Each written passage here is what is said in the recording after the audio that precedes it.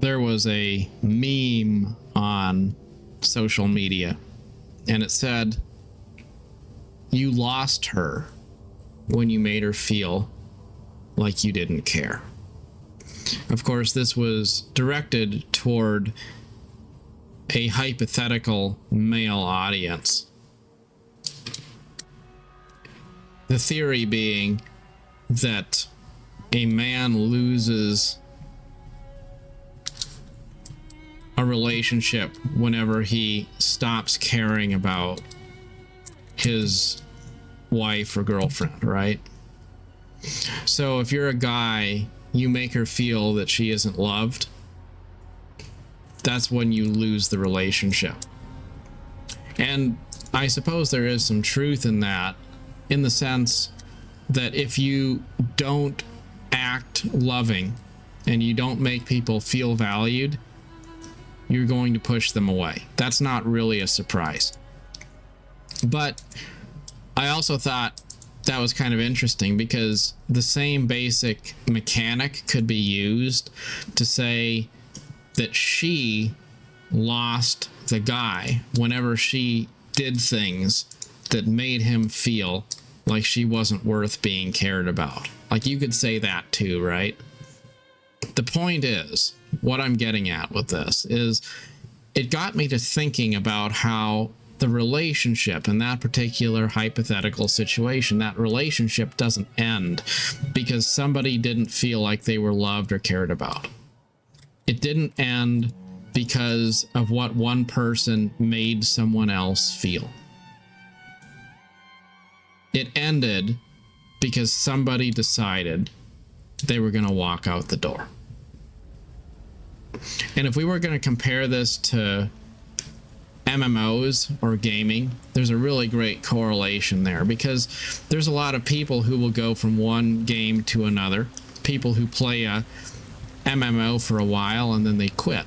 They go off somewhere else, and there's that melancholy sadness of realizing that you've logged out of a game for the last time, and maybe you thought that was going to be a game you'd play for many years, and then it turned out there's just that one moment when you stopped playing.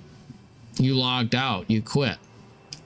And days turns into weeks, turns into months, and then next thing you know, you're saying, "Oh yeah, I played WoW back then a few years ago," and you never come back.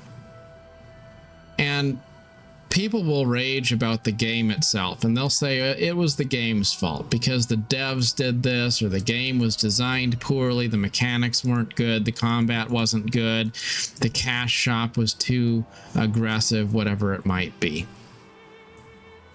And maybe those are valid points.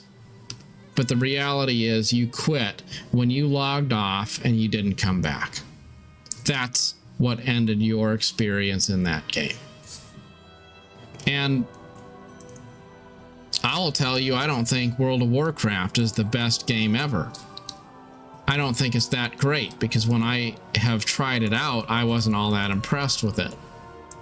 But does it have the capacity to be an amazing experience for players? 100% it does. WoW is one of those games that I know has positively influenced a lot of people's lives. Even when I wasn't playing MMOs at all, or I wasn't even playing computer games at all, I still knew about WoW, and I would experience it through other people who I would meet. People who played World of Warcraft with their spouses. People who were poor and they didn't have a lot of money, and maybe they were struggling with real life things like being on the verge of homelessness, but they could sit down together side by side in some dumpy motel room on their laptops and log into WoW and be in a different place. And there's so many stories of people who spent decades of their life loving that game. And is it a perfect game? No, it's not. Does it need to be? Not really. Because for some of those people, they played it from the beginning and they kept on playing it. They probably still do. And for them, it wound up being a long-term relationship. And you know why it worked? It wasn't because the game was worth sticking to. It wasn't worth seeing it through so much. The reason why it worked is because they didn't quit. And we talk about why is it that some games seemed so amazing when we look back on them through the lens of nostalgia. And we say, what happened to gaming? Why is it different now than what it used to be? Is it because we're older now, or what is it, you know? And the truth is, it's not that we're older now. It's not that the game development or design is so much different now than what it used to be.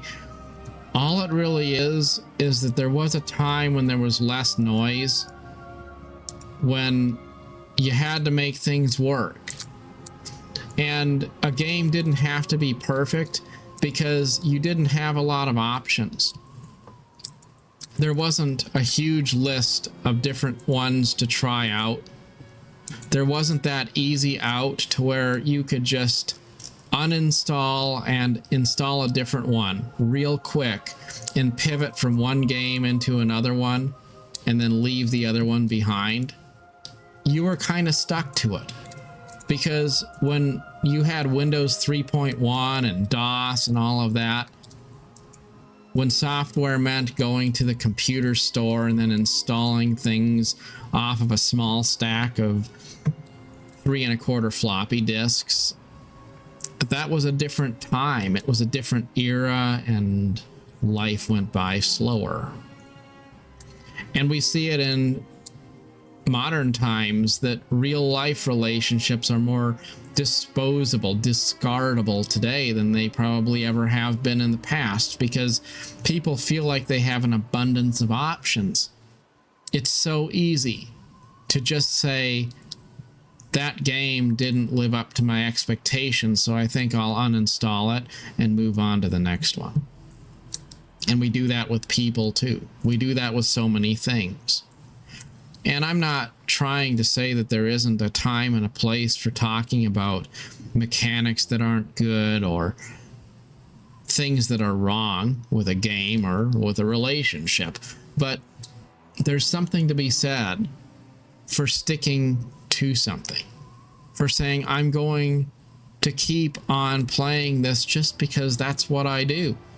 Does it have to be perfect? No, it doesn't. Is it perfect? No, it isn't.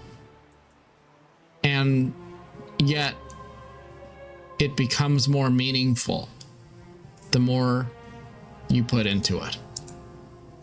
And what people don't think about is the reality that sometimes when you put love into something, after a while, you start to get it back. And too often, we have the notion that we need to be swept off our feet from the very beginning. And if something stops being glamorous, then we start looking for the door. And it's very hard to grow something meaningful when you're dealing with people who have one foot on each side of the threshold of the door. When people are just one button press away from unsubscribing, uninstalling, or deleting that contact on Instagram.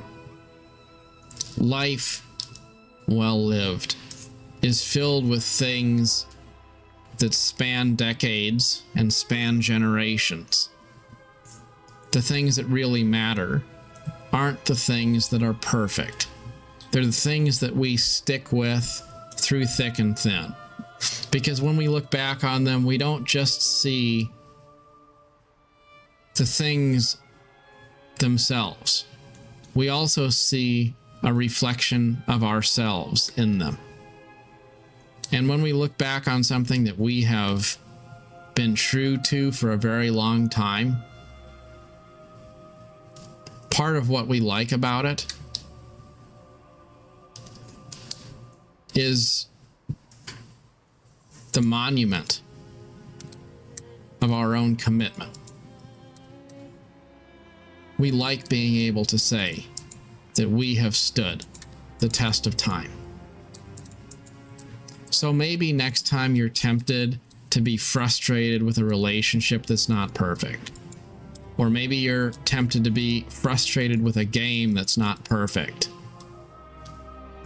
it's worth stopping for a moment and remembering that the best experiences of your life weren't perfect. So maybe instead of logging off for the last time just because you got frustrated, you should put in some effort and remember not to allow the perfect to become the enemy of the good. As always, good luck on your adventure. Till next time, thanks for watching.